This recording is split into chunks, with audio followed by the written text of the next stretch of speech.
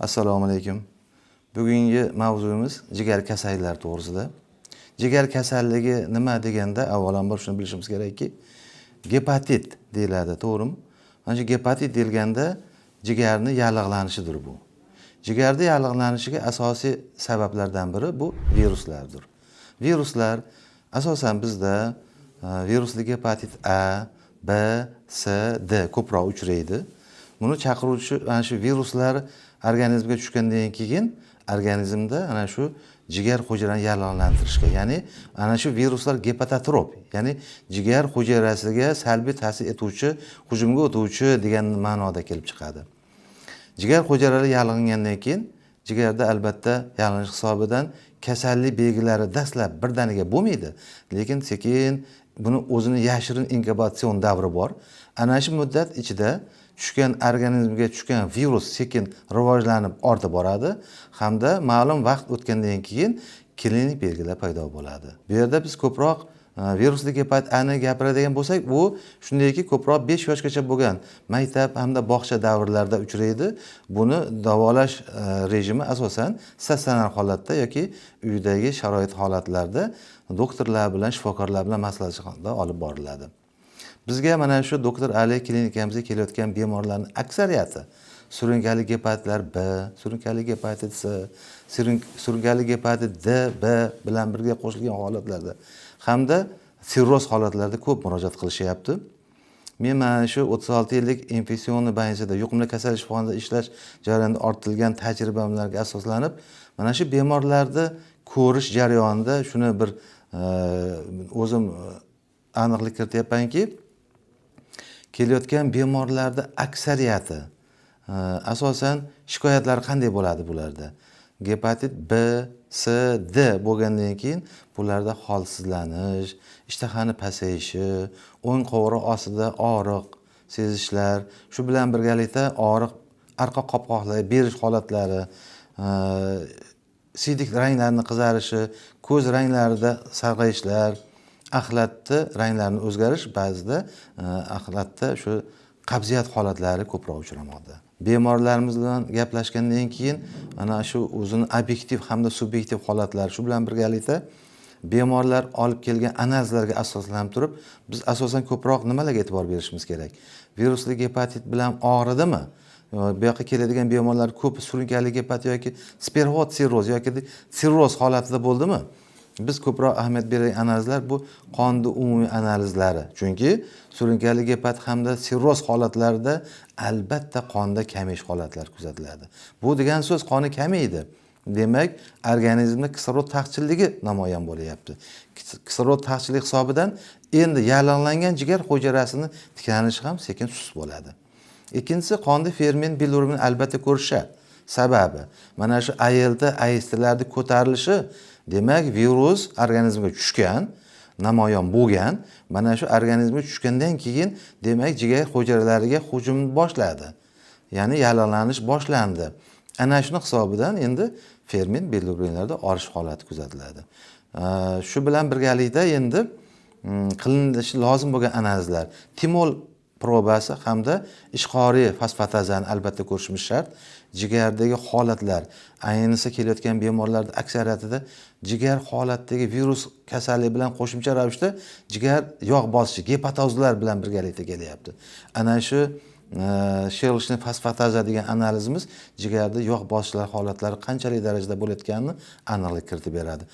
Endi timol probamiz esa tushgan virusning hisobidan organizmda kasallik jarayoni qanday bo'lib boryapti, uni og'irlik darajasi qanday bo'lishi mumkin degan prognoz qilish uchun bizga bitta ko'rsatkichdir. Kelayotgan bemorlarimizda albatta biz ahamiyatli holatda ko'rishimiz kerakki, PCR analizlarini ko'rishimiz kerak.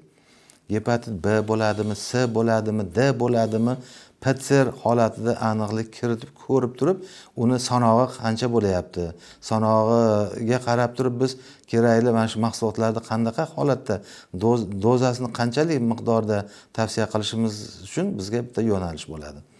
Qolaversa, yana ko'rishimiz lozim bo'lgan analizlardan biri fibroskanni ko'rishimiz shart. Fibroskan bu qanaqa analiz o'zi deb ko'pchilik savol berib qoladi. Fibroskan shundayki, jigarda masalan bir millionta hujayra bor deylik.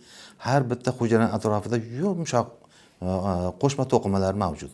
Ana shu qo'shma to'qima sog'lomlik holatda hech qanday jigar hujayrasiga xalaqit bermagan holatda saqlangan holatda bo'ladi. Endi sekin virusli gepatit surunkaliga o'tdi, sirrozga o'tdi degan so'z fibroskan darajasini sekin oshishiga, ya'ni ana shu hujayralar atrofidagi qo'shma to'qimalar qattiqlashib borishi. Qattiqlashib borgandan keyin yashashi lozim bo'lgan hujayralarning o'lishiga sababchi bo'ladigan holat hisoblanadi.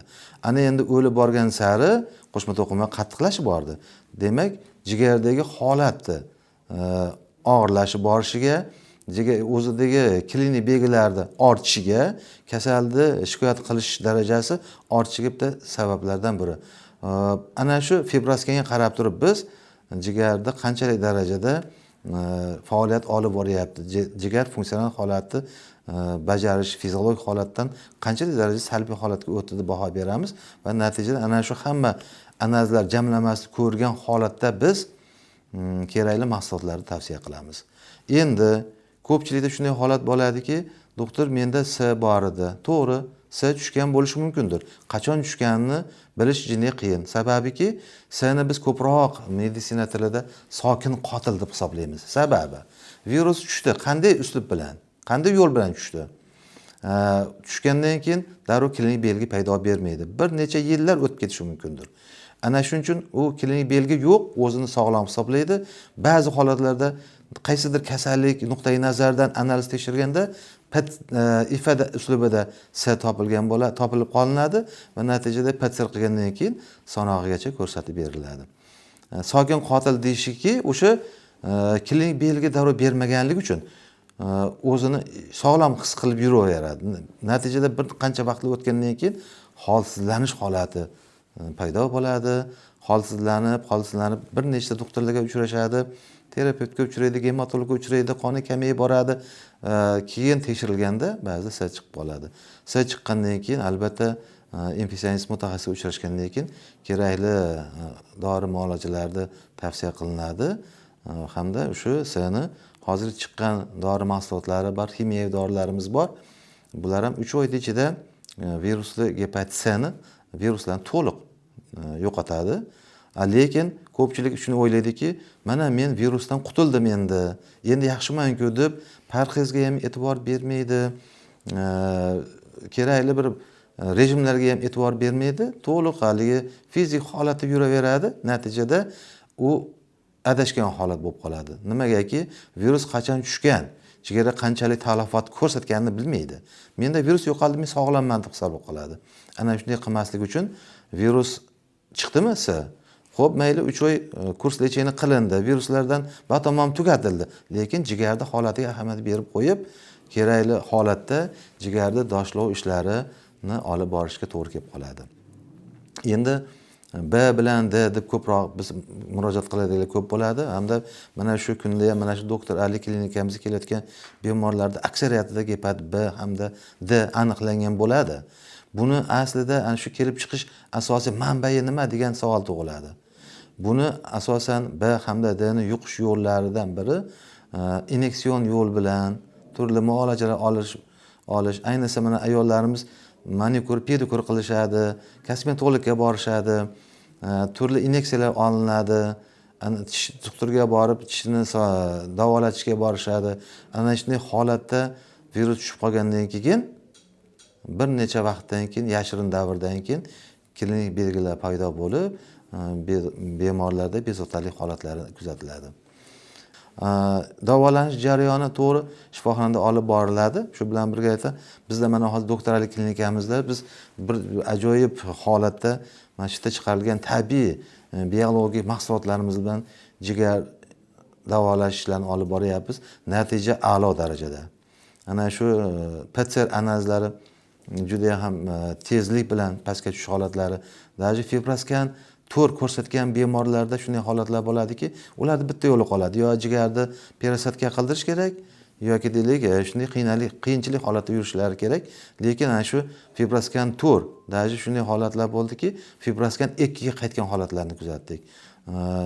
Shuning uchun xalqimizga men murojaat qilaman, hurmatli o'rtoqlar, kelinglar mana shu doktor Ali klinikamizga. Bizda bir ajoyib mahsulotlarimiz bor. Tabiiy, bezarar holatda. Mana masalan, oddiy biz mana doktor Ali choyimizni kasallarga doimiy ravishda tavsiya qilamiz. Mana shu choyda men mana shu kelayotgan barcha surunkali hepatitlar, sirroz bilan kelayotgan bemorlarga dastlabki bosqichda universal holat tarkibida, chunki 25 xil giyohlar bor. Mana shu doktor Ali choyini tavsiya qilaman. Ikkinchi etap kelgandan keyin albatta bizda maxsus chiqarilgan mana jigar choyimiz bor. Mana shu choyni tavsiya qilib, to oxirigacha mana shu choylardan ichib yurishlikda jigarda funksional holatni tiklanishiga juda ham yaxshi ijobiy ta'sirlari bor. Shu bilan birgalikda bizda mana detoksioma mahsulotimiz, alato mahsulotlarimiz bor. Bu asosiy jigarda eng yaxshi dorilardan biri hisoblanadi. Organizmda shlaklardan tozalash, zaharli moddalardan tozalash uchun, jigar hujayralarining tiklanishini tezlatib beruvchi mahsulotlardan biri mana shu hisoblanadi. Hamda mana shu ko'pincha bemorlarda hosil bo'ladigan qabziyat holati, ayniqsa mana jigar kasalliklarida qabziyat holati bo'ladi. Natijada o'sha ichaklarda qolayotgan zaharli indol skatollar organizm zaharlab boradi. Jigar toksik holatda tozalab berish uchun qurbiyat yetmay qolgan paytlarda detoksioma hamda alato mahsulotlarimiz juda ham jigarga yaxshi yordam berib, organizm zaharli moddalarni yo'qotishda katta bir muvaffaqiyatga erishyapmiz. Keyin mana biz mahsulotlarimizdan ajva kompleksi bor. Chunki mahsulot mana shu jigar kasallarimizni aksariyatida qoni kamayib ketadi. Ayniqsa sirrozlarda 4-5 ga tushib ketib qoladi. Qonni tiklamasa, kislorod taqchiligi boshida aytib o'tib ketdim. Kislorod taqchiligi namoyon bo'lgandan keyin jigar tiklab olishimiz oson bo'lmaydi. Ana shuning mana ajva kompleksini biz ko'proq tavsiya qilamiz. Bu mana shu ajva kompleksi balzami bor. Uni kapsulasi bor. Mana shu ajva kapsulalarimiz. Bu qonni ko'tarilishda, jigar hujayraning tiklanishini da yaxshigina yordam berib, rag'batlantiradi. Ya'ni jigardagi ilgarigi holatga kelish uchun yaxshi yordamchilardan biri hisoblanadi ajva kompleksimiz.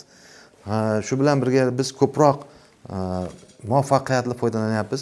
Yangi jigar, ya'ni liver formula mahsulotimiz bor. Buni rejali asosda kelayotgan bemorlarning holatiga, analizlar ko'rsatishiga, o'zida bo'layotgan obyektiv, subyektiv holatlarga qarab turib, liver formulani qanchadan ichishni tavsiya qilib, shu bilan birgalikda eng zo'r mahsulotlarimizdan biri mana Aregada Box mahsulotimiz chiqqan. Ichida asosan Aregada Box'ni balzami hamda marmalati bor. Mana shu Aregada Box mahsulotimiz da biz ko'proq foydalanib, jigardagi mana shu PCR analizlarini keskin pastga tushishida, bloklanishida eng yaxshi mahsulotlardan biri mana shu Aregada Box deb hisoblaymiz. Ana shuni hisobga olib, hurmatli azizlar, kelinglar mana doktor Ali klinikamizga. Bu yerda barcha mutaxassislar shu yerda o'tiribmiz. Rofes apparatida ko'rib, sizlarda olib kelingan o'sha analizlarni hammasi jamlamasini hosil qilib, kerakli mahsulotlarimizni sizlarga tavsiya qilaylik. Bularni ichib sog'lig'ingizni tiklang. Xursandchilik bilan doimo keyin bu yerda muloqotda bo'lib turishlikda bevosita ishtirok etinglar. E'tiboringiz uchun rahmat.